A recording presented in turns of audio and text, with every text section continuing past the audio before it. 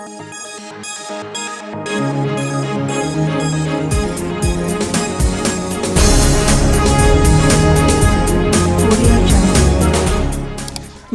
मैं पंकज राज। हमारे समक्ष कुछ आम जनता है, मैं उनसे कुछ वार्तालाप करूंगा, उनके बारे में जानूंगा कि इस बार किसकी सरकार। मुद्दा यह है कि इस बार किसकी सरकार, वो जनता जनार्दन इस बार वोट देकर आई है, किसका पलड़ा भारी है, किसकी सरकार बनेगी वो मैं जानूंगा। जनता की आवाज़ में आप दोनों का स्वागत है। सर, आपका नाम क्या है? सर, कृष्णा कुमार। आपका नाम क्या है? रंजीत कुमार। हाँ, आपसे ये पूछना चाहते हैं कि ये इस बार आप किसकी सरकार देखना चाहते हैं, आरजेडी या बीजेपी? देखिए सर, मेरा मानना ये है कि सरकार किसी की भी बने, बस हमारे हित में कार्य होना चाहिए। ठीक है, जैसा कि अब हमारे क्या बोलते हैं आरजेडी के क्या नाम है, तेजस्वी यादव, मतलब यादव जी हैं। ठीक है, तो मतलब उन्होंने कहा है कि वो मतलब युवाओं को 10 लाख का रोज़गार देंगे। ठीक है, अभी हमारे बिहार में या फिर पूरे इंडिया में ही इतनी जो बेरोज़गारी फैली है उसके लिए सॉल्यूशन क्या है? ठीक है, अब हमारे मोदी जी हैं। ठीक है, मतलब जहाँ भी भाषण दे रहे हैं तो खास करके जो इनका मुद्दा होता है ये मतलब हमारे हित में बात नहीं करते हैं। ठीक है, कभी ये बात करते हैं राम मंदिर का, तो कभी मतलब कुछ और मुद्दा उठा रहे हैं, लेकिन मेन जो मुद्दा है बेरोज़गारी का है। ठीक है, और जो कि इन्होंने बोला है कि 10 लाख नौकरी देंगे, तो देखिए अब हमारी तो आशा यही है कि ये जीत है, क्योंकि अब एक युवा होने के नाते हम ये चाहते हैं कि हमें रोज़गार मिले। ठीक है, हमें कुछ काम मिले, है कि नहीं? हम इतने पढ़ाई कर रहे हैं तो किस लिए कर रहे हैं? काम के लिए कर रहे हैं ना, बस यही बात है। तो ये जैसे बोले 10,000 नौकरी देंगे, 10 लाख, हाँ 10 लाख जो भी हो, तो आपको क्या लगता है किस प्रकार की नौकरी देंगे सर? अब उन्होंने तो बोला क्षेत्र में होगा, मेडिकल क्षेत्र में होगा, सब क्षेत्र में होगा, कुछ ना कुछ पद सब में खाली है तो सब में होना चाहिए। कौन आरजेडी के बोले हैं 10 लाख नौकरी ऐसे हम देंगे? मतलब ऐसा कुछ मैंने कुछ पब्लिकों से सुना है कि वो 10 लाख नौकरी तो देंगे युवाओं को, मगर पब्लिक का, ऐसा मेरा कहना नहीं है, पब्लिक का कहना है कि नहीं आरजेडी के जो भी सरकार बनेगी, जिसे मान लीजिए तेजस्वी यादव जी उनका सरकार बनता है, तो वो 10 लाख नौकरी किस प्रकार देंगे? पब्लिक का कहना है कि वो दारू बेचवाएंगे, गांजा बेचवाएंगे, मर्डर करवाएंगे, ये करवाएंगे, इस तरह का नौकरी देंगे। क्या आपको नौकरी जचेगा? नहीं, उस तरह का तो नहीं कहें कि शिक्षा विभाग में जैसे 2.5 लाख पद खाली है तो वो सब पे विशेष बात हुआ है, और कहे हैं कि बजट जो अनुसार रहेगा उसी अनुसार नौकरी मिलेगा।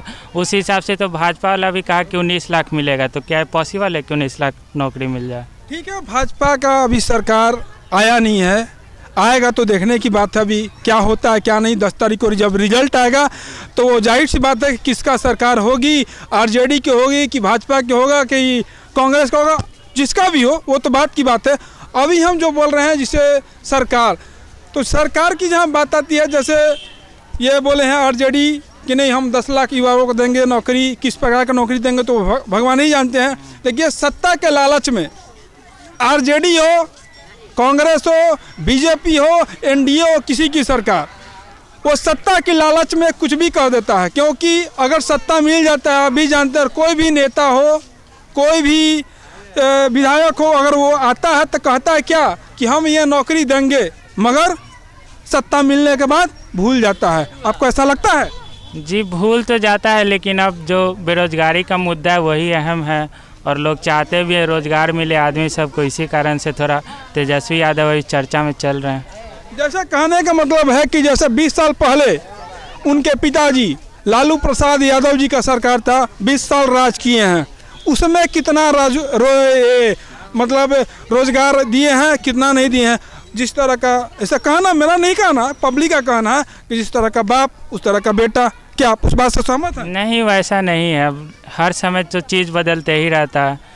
अब इस समय देखिए क्या होगा, अब सरकार बनेगी उनकी तो। नेता भी मिल रहे हैं ना हमें। अब हमारे 15 साल से जो हमारे नीतीश जी हैं, ठीक है, ये मतलब 15 साल से काम किए। अब सरकार मतलब थोड़ी बदलनी भी तो चाहिए। अब हमें एक युवा नेता चाहिए, ठीक है। अब ये जो एक युवा नेता है, ठीक है, और इन्होंने यहाँ तक वादा भी करा है कि जो मतलब युवाओं को नौकरी देंगे, ठीक है। अब 5 साल देखने में क्या लगा है, क्या दिक्कत है? कोई दिक्कत नहीं है, क्योंकि जब हम उनको 15 साल तक उनको मौका दिए तो इनको भी 5 साल मौका देके देखने में हमें कोई हर्ज या दिक्कत नहीं दिख रही है।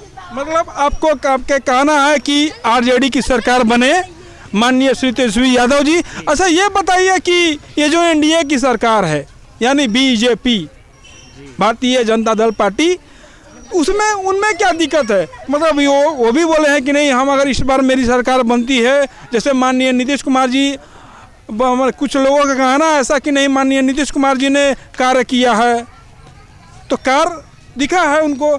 अगर ये जो 20 साल जो पहले की बात कर रहे हैं ऐसे लालू जी, तो उनका कार्य आपको किसी को दिखा था? आपको दिखा? कार्य तो किए हैं, जैसे रोड बनवाया है, लेकिन अभी ज़रूरत है रोज़गार का, रोज़गार है नहीं।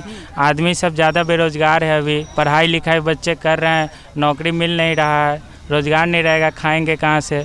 उसी को मुद्दा देखते हुए लोग तेजस्वी को पसंद कर रहे हैं, अभी नौकरी का वादा किए हैं, इसी कारण। आपका भी मानना यही है कि नहीं इस बार आरजेडी की सरकार बने हैं? मतलब वो 10 लाख रोजगार देंगे, कमिटमेंट किए हैं। अच्छा ठीक है, वो तो सरकार बनने की बात है। मतलब वो रोजगार देते हैं या नहीं देते हैं वो तो बात। पहला सवाल आपसे सर ये है कि सर इस बार आपसे किसकी सरकार देखना चाहते हैं, आरजेडी या बीजेपी की? देखिए, हम दोनों के सरकार देख चुके हैं 15-15 साल, दोनों कोई कार्य अच्छा नहीं किया। जो अभी राजद सुप्रीमो के बेटा, छोटे बेटा तेजस्वी यादव जी ने ऐलान जो किए कि 10 लाख नौकरी देने के लिए, उनसे जाकर के आप पूछिएगा कभी कि बिहार में बेरोजगारी कौन लाया। सबसे पहली बात तो वही, उनसे जाकर के पूछिएगा कि बिहार में बेरोजगारी कौन लाया, आपके पिताजी ही लाए हैं। और बात रही सरकार की, तो दोनों सरकार को जनता देख चुकी है। मतलब आपका कहने का मतलब है कि सीधा आपका कहना यह है कि इस बार जो बेरोजगारी लाने का जो मुख्य कारण है वो आरजेडी, मतलब लालू प्रसाद यादव जी का पूर्णतः उसमें योगदान है, वो बेरोजगारी लाए, यही सब आपका कहना है सर?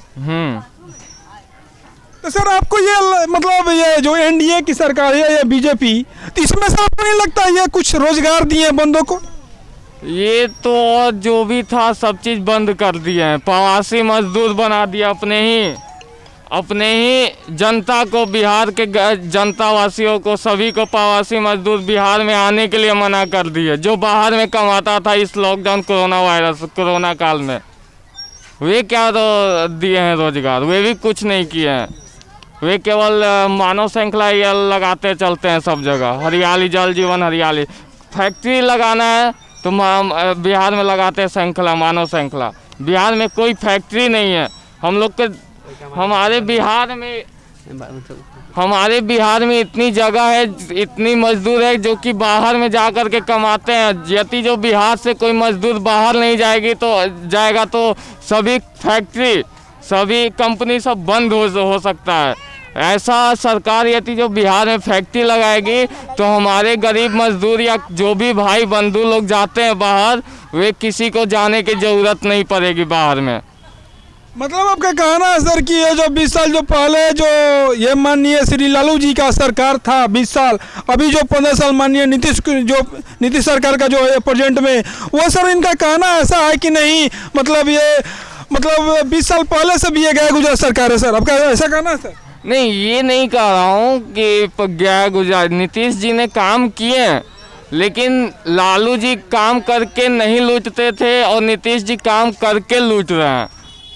लालू राज से ज़्यादा घोटाला नीतीश राज में हुआ है। मतलब आपका कहना है कि मतलब जो माननीय नीतीश सरकार का जो ये सरकार अभी प्रेजेंट में है, मतलब इनके मतलब राज्य में मतलब ऊपर से लेके नीचे तक सबके सब करप्ट है। मतलब एक नीचे से चपरासी से लेके ऊपर तक जितने भी बड़े अहदे के जो सरकार हैं वो सारे के सारे करप्ट है, ऐसा आपको कहना है सर? यस। तो अब सर मतलब मान लीजिए ये तो मतलब किसी ना किसी की सरकार बनेगी सर, तो आपको क्या लगता है इस बार सर कोई नया चेहरा देखना चाहते हैं या फिर वही जो माननीय नीतीश कुमार जी हैं या फिर तेजस्वी यादव, किसी एक का तो सरकार बनेगा, किसी एक पार्टी की तो सरकार बनेगा, तो इसमें सर आपका क्या राय है सर?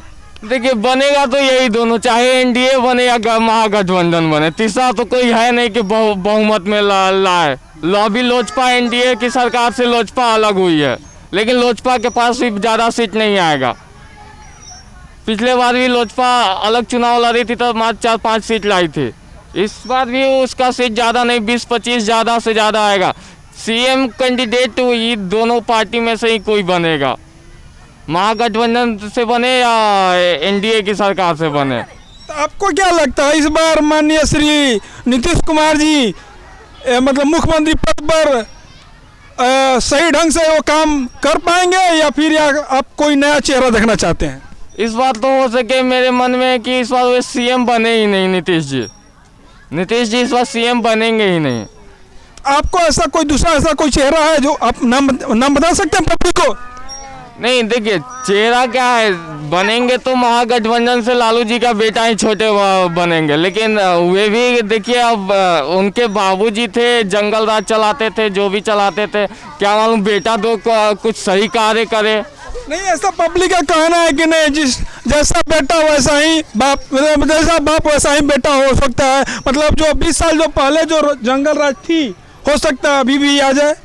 नहीं ऐसा कुछ कहने का नहीं है कि यदि जो देखिए जो पद पे रहता है, जो सत्ता में रहता है, वे नहीं करवाता है। आम जनता के नज़र में आम जनता सब चीज़ करवाते हैं। मान लीजिए उस समय जंगल राज था तो लालू जी खुद नहीं करवाते थे, आम जनता के नज़र में था कि हम ऐसा कर रहे हैं।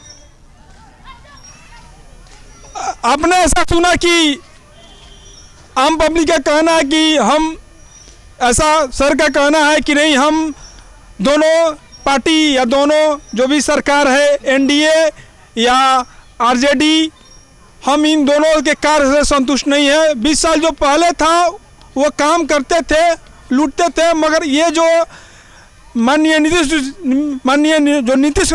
सरकार का जो कार्य है वो 20 साल जो पहले लूटते थे इससे ये काम देते हैं फिर वो लूटते हैं। मतलब इनके राज्य में ऊपर से लेके नीचे तक सारे के सारे करप्ट हो चुके हैं। सर का ऐसा कहना है। सर यही आपका कहना है? सर यही कहना है, लेकिन एक चीज़ और है, आपने वो एक क्वेश्चन भी नहीं किया मुझसे। दारू मेन मुद्दा है, दारू। सर ये जो बोल रहे हैं दारू, सर दारू तो माननीय नीतीश कुमार जी ने बंद करवा चुका है सर, पूर्णतः हर जगह।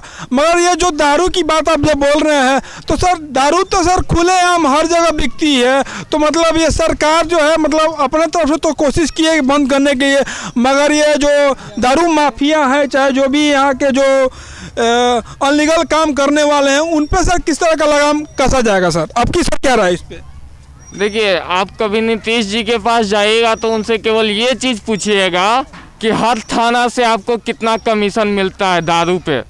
हर थाना से उनसे केवल एक ही सवाल कीजिएगा कि हर थाना से आपको दारू से कितना कमीशन आता है, और मैं कुछ नहीं कहूँ। उनसे केवल यही सवाल आप जाके कीजिएगा, कभी भी जाइएगा उनका इंटरव्यू लेने। तो मतलब आपका कहना है कि ये जो दारू का जो अब तो पहले तो मतलब लोग पीते थे रोड पे हर जगह, मगर अब तो होम डिलीवरी हो चुका है।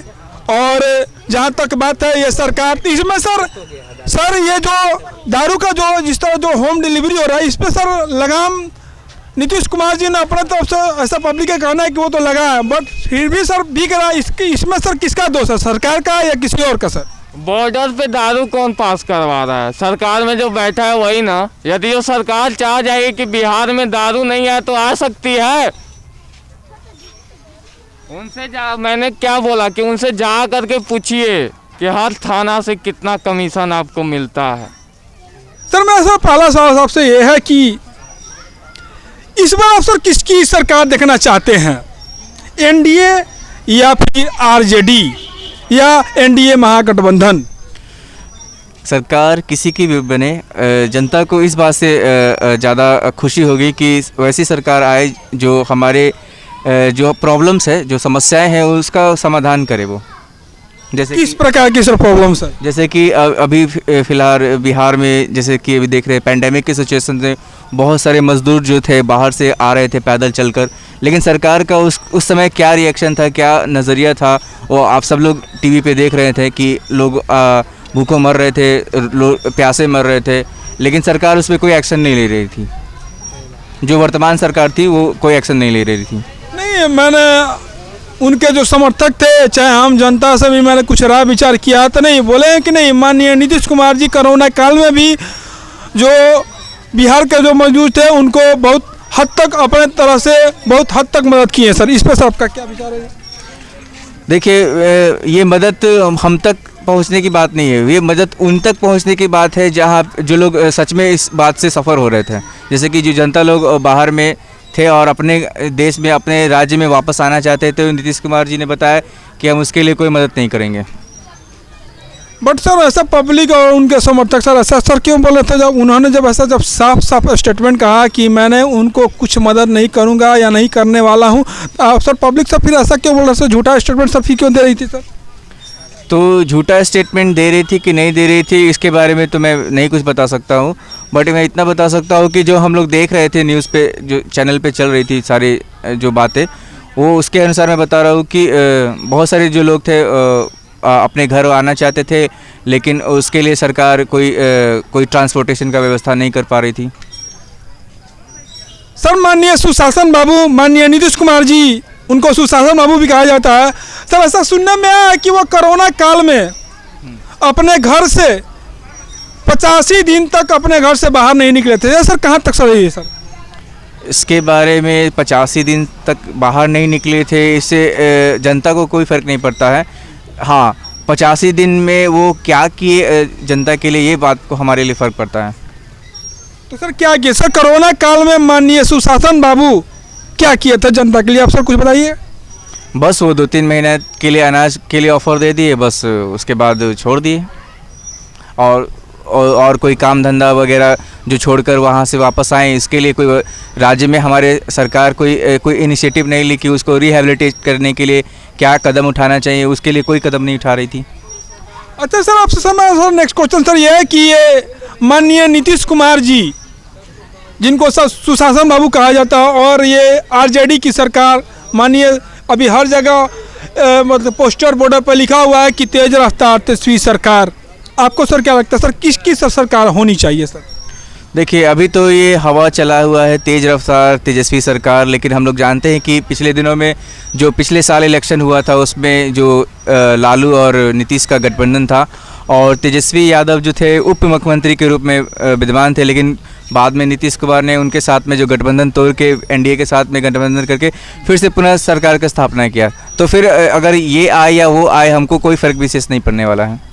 सर माननीय सुशासन बाबू जी ने कहा था कि नहीं मिट्टी में मिल जाएंगे मगर भाजपा में नहीं जाएंगे। सर ऐसा स्टेटमेंट देने के बाद भी सर माननीय नीतीश कुमार जी ने बीजेपी सर क्यों मिल गया सर? ये बीजेपी से मिलने का उनका रीज़न क्या है वो तो वही जानते हैं विशेष, लेकिन हाँ वो विशेष राज्य का दर्जा क्या बोलते हैं केंद्र में जो सरकार है बीजेपी की, उससे बार बार मांगते रहे, लेकिन आज तक हमको नहीं लगता है कि बिहार को कभी भी विशेष राज्य का दर्जा मिला हो। सर नेक्स्ट क्वेश्चन सर ये है कि माननीय नीतीश कुमार जी ने बहुत ही लेटेस्ट स्टेटमेंट दिया, वो सर बहुत ही हाईलाइटेड हुआ है, क्योंकि प्रेजेंट में तो अभी इन्हीं का सरकार है। अब जो भी हो 10 तारीख के बाद ही पता चलेगा किसकी सरकार बनेगी, आरजेडी की बनेगी कि एनडीए महागठबंधन की बनेगी, वो तो बात की बात है सर।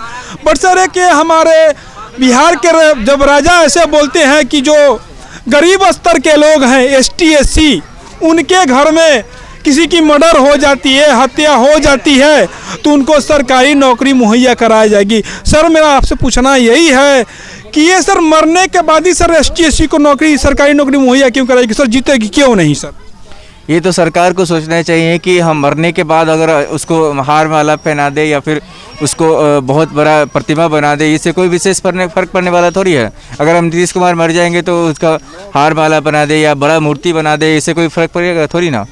तो जीवित रहते हुए अगर हम उसके लिए कुछ कर पाते हैं तो वो सबसे बड़ी बात है। इससे सर ये जो स्टेटमेंट दिए, इससे सर आपको क्या लगता है सर बिहार में अराजकता फैलेगी या क्राइम रेट बढ़ेगा या सर घटेगा सर? क्राइम रेट के बारे में इसके साथ में क्या संबंध है तो मैं नहीं बता पाऊंगा, बट इतना बता सकता हूं कि क्राइम रेट तो है, सुशासन बाबू जो बोलते हैं कि सुशासन के जिसको बोलते हैं सरकार बोलते हैं, 5 साल में बहुत सारा चीज़ों पे अंकुश लगा भी और बहुत सारे चीज़ों के ऊपर ढिलाई भी दिया गया। तो ये जो पिछले 5 साल को हम ध्यान में रख कर बता सकते हैं कि अभी जो स्थिति है, परिस्थिति जो मिला जुला परिस्थिति है। सर एक और सर आपसे सर लास्ट क्वेश्चन सर ये है कि अभी जो बिहार में है सर प्रशासन शाही यानी अफसर शाही बोलिए, वो सर बहुत हद तक बढ़ चुकी है सर, इसका सर मुख्य कारण क्या है सर? इसका मुख्य कारण यही है कि हमारे जो सुशासन बाबू है उसके ऊपर कोई एक्शन नहीं ले रहे हैं, और जो अफसरशाही को बात है वही है कि सुशासन बाबू अगर इनके ऊपर कोई कार्रवाई करेंगे तब ये सुशासन का प्रशासन दोनों एक साथ ठीक हो जाएगा। सर जनता